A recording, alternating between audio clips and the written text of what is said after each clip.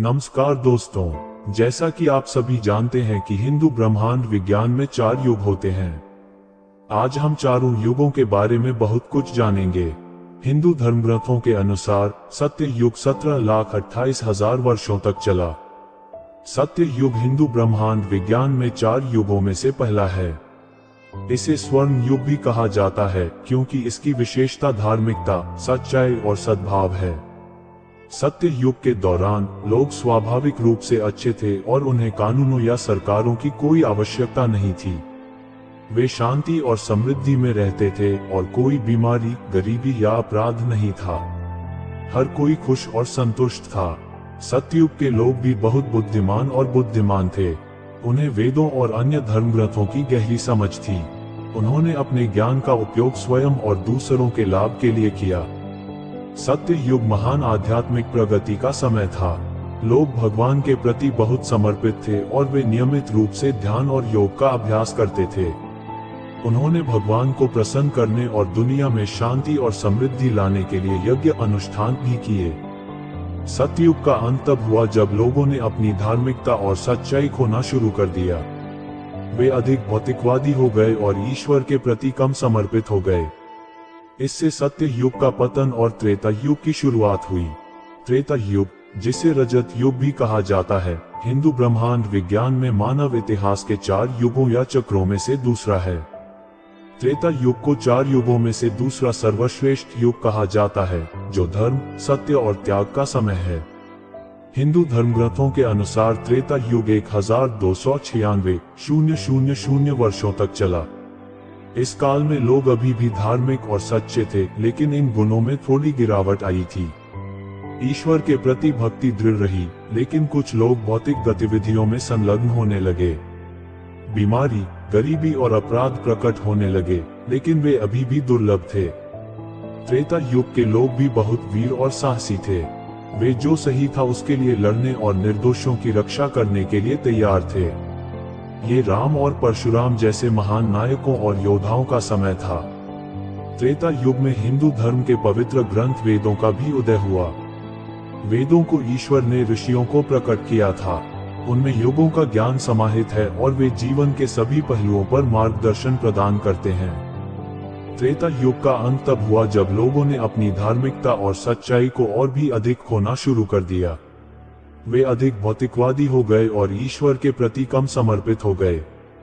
इससे त्रेता युग का पतन हुआ और द्वापर युग की शुरुआत हुई। द्वापर युग, जिसे कांस्य युग के रूप में भी जाना जाता है, हिंदू ब्रह्मांड विज्ञान में मानव इतिहास के 4 युगों या चक्रों में से तीसरा है। द्वापर युग को 4 युगों में से तीसरा सर्वश्रेष्ठ युग कहा जाता है, जो धर्म, सत्य और दान का युग है। हिंदू धर्म ग्रंथों के अनुसार द्वापर युग 8,64,000 वर्षों तक चला।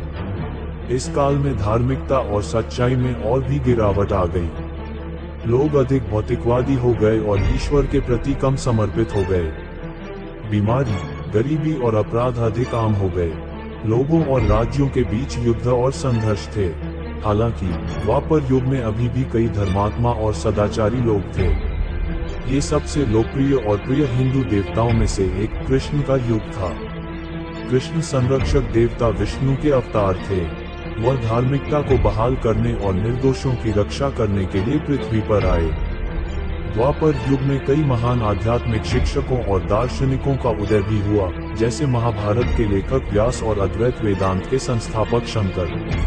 ये सबसे लोकप्रिय और प्रिय हिंदू देवताओं में से एक कृष्ण का युग था, जो धार्मिकता को बहाल करने और निर्दोषों की रक्षा करने के लिए पृथ्वी पर आए थे। कलयुग, जिसे लौह युग के रूप में भी जाना जाता है, हिंदू ब्रह्मांड विज्ञान में मानव इतिहास का चौथा और अंतिम युग या चक्र है। कलियुग को 4 युगों में से सबसे अंधकार में युग कहा जाता है। ये धार्मिकता, सच्चाई, करुणा और अहिंसा जैसे सभी अच्छे गुणों में गिरावट का समय है। हिंदू धर्म ग्रंथों के अनुसार कलियुग की शुरुआत 18 फरवरी 3102 ईसा पूर्व को हुई थी और यह 4,32,000 वर्षों तक चलेगा। हम इस समय कलियुग में जी रहे हैं। कलियुग की विशेषता कई नकारात्मक गुण हैं, जिनमें शामिल हैं 1. धार्मिकता और सच्चाई में गिरावट। 2.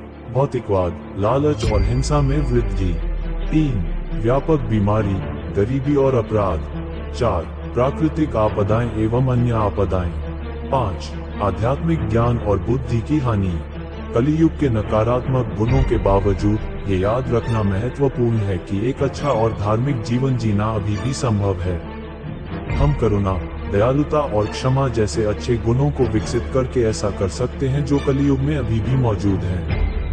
हम मुक्ति के मार्ग के बारे में जानने के लिए धर्मग्रंथों की शिक्षाओं का भी अध्ययन कर सकते हैं और आध्यात्मिक शिक्षकों का मार्गदर्शन ले सकते हैं। ये याद रखना महत्वपूर्ण है कि कलियुग कोई स्थायी स्थिति नहीं है, ये युगों के चक्र का मात्र एक चरण है।